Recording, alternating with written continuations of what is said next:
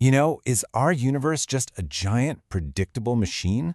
Or is it all down to pure random chance? This is one of the biggest questions in science, and for a really long time, we thought we had it all figured out. Well, we're going to dive into how that whole idea was completely shattered, and we'll be using the work of Nobel laureate Max Born to help us find our way. So, yeah, which one is it? Is everything that happens just the inevitable result of what came before it, kind of like a perfectly designed machine just chugging along? Or is reality, at its deepest level, just a big game of cosmic dice, where randomness is the name of the game? For centuries, physics was pretty confident it knew the answer. And then, everything we thought we knew got turned on its head. All right, so the physicist Max Born really framed this whole conflict with two big ideas. On one side, you have necessity, this idea that every event is linked in a totally unbreakable chain of cause and effect. And on the other side, the complete opposite, pure, unadulterated randomness. And for centuries, physics was built entirely on team necessity.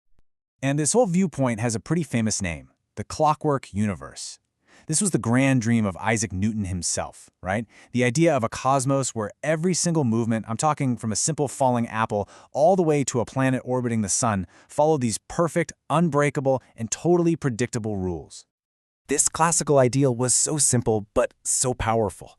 Think about it. If you go all in on causality, then the universe is basically a giant automaton. It's a machine, and every single gear and cog in it, yep, including us, is just moving in a perfectly predictable way.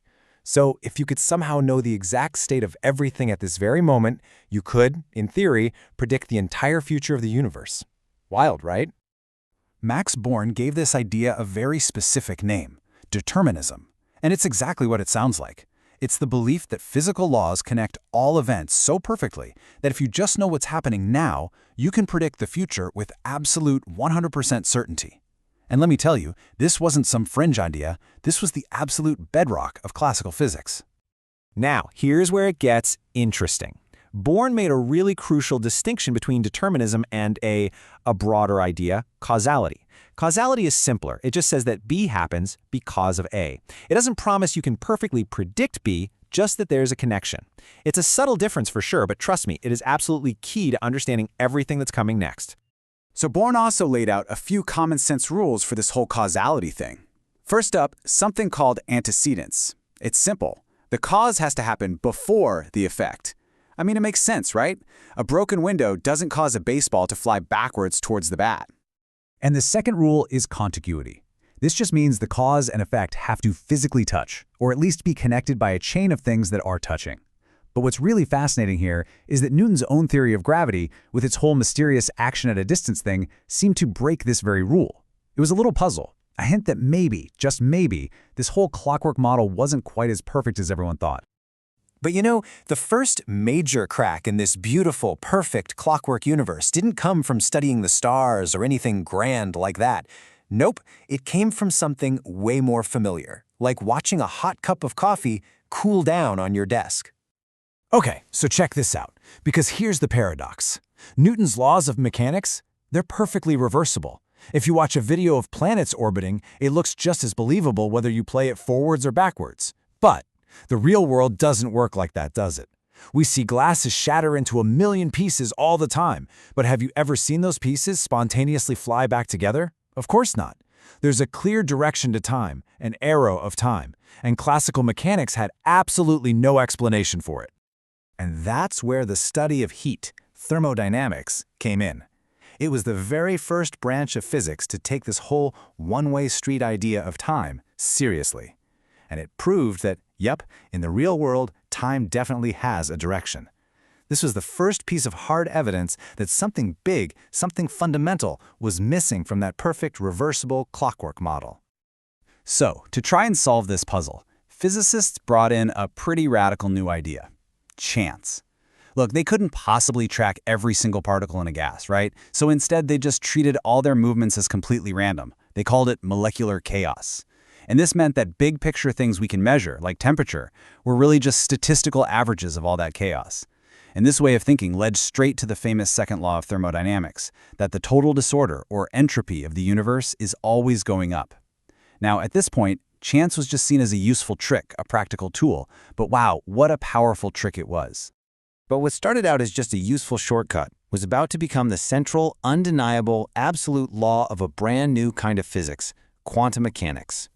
And this is the huge leap. In the quantum world, probability isn't just a convenient tool we use because we're ignorant about what tiny particles are actually doing. No, the fundamental laws of physics themselves say that what happens next is, at its core, a matter of chance.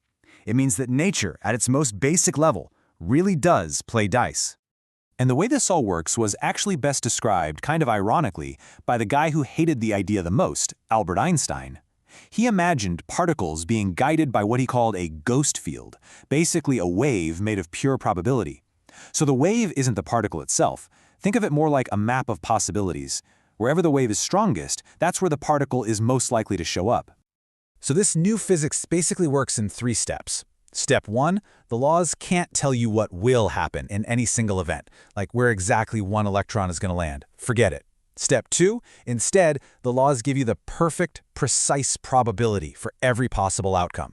And step 3, and this is the part that blows my mind, that wave of probability itself, it develops and changes in a perfectly predictable causal way. So determinism didn't completely disappear, it just got promoted to a higher level. Okay, and the most famous, most mind-bending result of all this is the uncertainty principle. Since reality is all about these waves of probability, there's a fundamental trade-off in what you can ever know. You can measure exactly where a particle is, but if you do that, you have zero clue where it's going. Or you can measure exactly where it's going, but then you have no idea where it is. You can never, ever know both at the same time. The old clockwork universe is officially, completely broken. So, if that old comfortable reality is gone, what took its place? Well, this scientific revolution kicked off a huge philosophical debate that is still going on right now. Max Born, the guy we've been following through all this, he argued that causality isn't dead, not at all. It's just redefined. He said that dependable lawful connection, the cause and effect we all know and love, it still exists. It just doesn't apply to single individual events anymore. Instead, causality now applies to the probabilities. So a certain physical situation will causally and predictably create a very specific wave of probabilities. But Albert Einstein? He famously hated this idea. In a letter he wrote to Born, he basically admitted he didn't have a solid logical argument against it, but his gut feeling, his little finger, as he called it, just told him that reality couldn't be fundamentally based on chance. He was absolutely convinced that physics should describe what is, not just what might be. So this is kind of the new worldview we're left with. First, the old idea of classical determinism, gone. Second, causality, it survives, but now it's in charge of probabilities, not certainties. And finally, the very idea of what's real has shifted. What's truly real about an electron isn't something like its position, which is fuzzy. It's the fundamental things, what Born called observational invariance, like its charge and its mass, the properties that never, ever change. And all of this leaves us with one last, really profound question. For hundreds of years, we thought of ourselves as just little cogs in a giant cosmic machine. But now, science is telling us we live in a universe built on a foundation of pure probability and chance. So, what does that mean for us? For our place in the cosmos? For things like free will?